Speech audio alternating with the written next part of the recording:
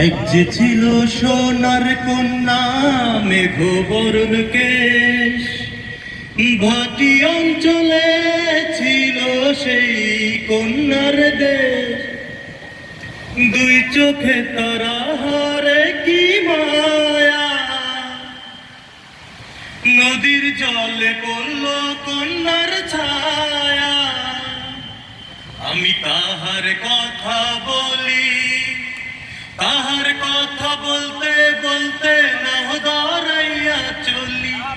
আমি তাহার কথা বলি, তাহার কথা বলতে বলতে নাও দাঁড়াইয়া চলি।